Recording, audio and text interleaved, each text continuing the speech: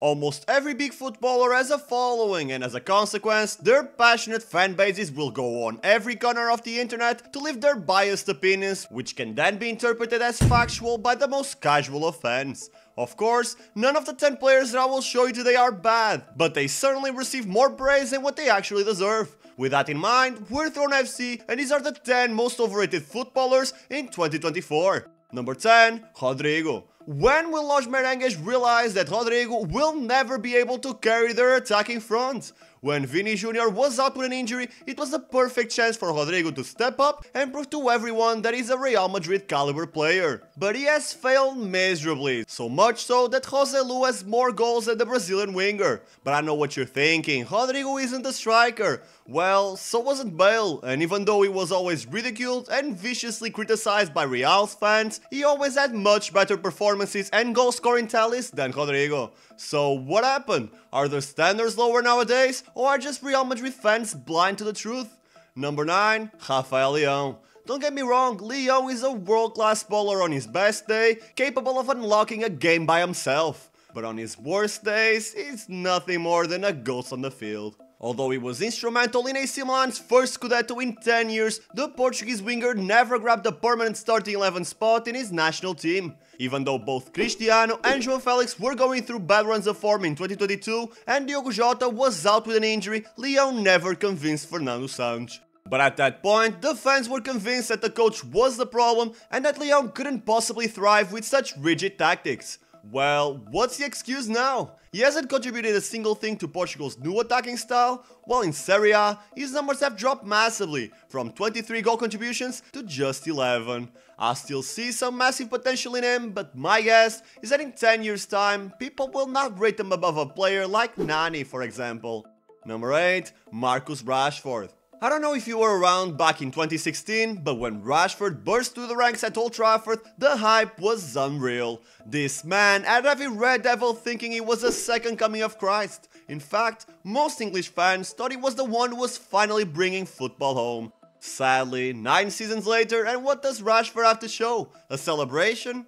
No, in all seriousness, he does have his moments, and dare I say, he has had pretty good seasons. Last year, he finished his campaign with 30 goals. In 2020-2021, he scored 21 times. But the problem with Rashford is that he's far too inconsistent to hold any sort of leading man responsibilities. If Man United want to solidify themselves as an elite European club once again, there's no way in hell they're gonna do it with Rashford alone. You can't afford to have your main attacking option go more than half a season with only 5 goals. That's a dramatic drop from last year, but hopefully it might serve as the wake-up call that Ten Hag so desperately needs.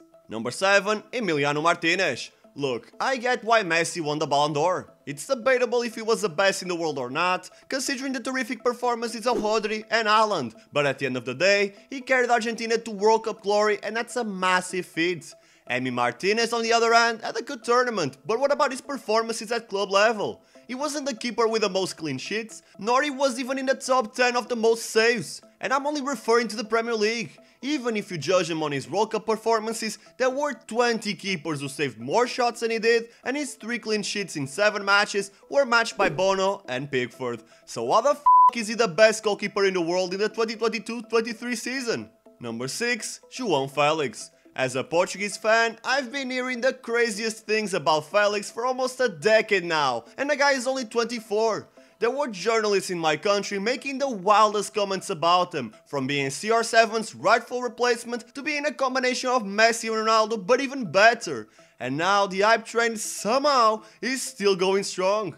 The common factor in that narrative is that it's never João Felix's fault when he fails. In Atletico, it was Simeone who didn't know how to use him. During his stay in Stamford Bridge, the place was a mess, no player could possibly thrive. And what about now? Isn't Felix in his dream club? Why isn't he lighting La Liga on fire? Ferran Torres, who has had his reputation tainted by his underwhelming career at Barca, is performing better than the Portuguese star. Considering Barca's financial situation and Atletico's ridiculous demands, there's no way Los Coolers are gonna invest the few resources that they have on Felix. So unless he somehow turns this season around, his career at the highest level might be ending sooner than we thought.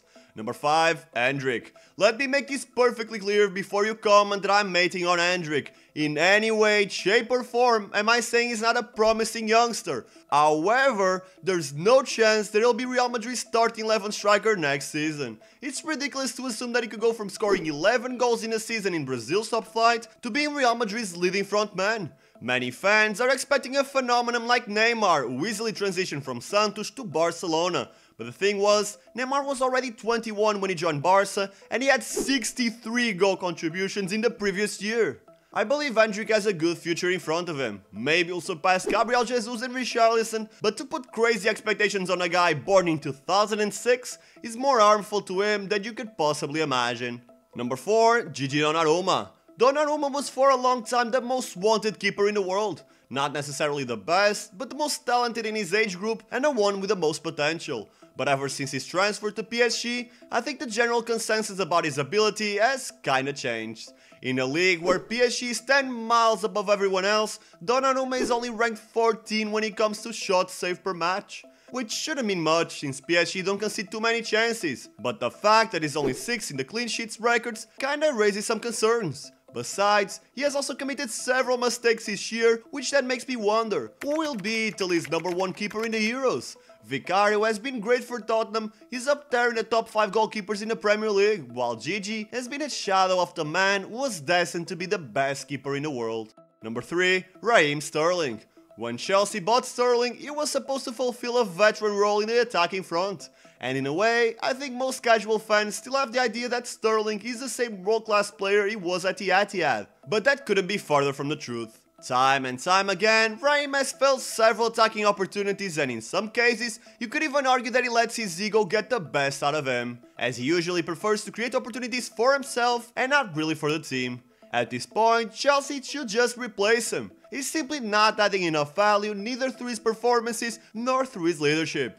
Number 2. Matthijs de Ligt. Similarly to Sterling, I believe many fans got the impression that de Ligt is a world-class centre-back. After all, he was part of that incredible Ajax squad from 1819 who boasted an incredible amount of future stars. In reality, he did evolve. It's not like he completely stagnated like Van de Beek did, but at 24 years old, I kind of expected a bit more from him. So far, he's just been on a chronic cycle of getting injured and failing to earn back his spot in Bayern's starting 11. And while he could still evolve into an elite centre-back, I think it's fair to say that considering his initial hype, his career has definitely under-delivered.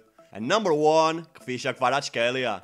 There's no doubt in my mind that Kvara is a terrific baller. He played a tremendous role in Napoli's iconic Serie A win last year without having any experience in any of the top 5 leagues. But, to be fair, Osimhen was the one bagging goals after goals, while Kvara just disappeared after March. This season, Osimhen suffered several fitness issues that kept him out of action for 7 matches. Couple that with his African Cup of Nations long campaign in January, and Napoli were without their main striker for quite a while. In that period, was Kvisha able to carry the club on his back? Absolutely not. Napoli are currently in Serie A's mid-table, which makes their title defense as one of the worst in Italy's history.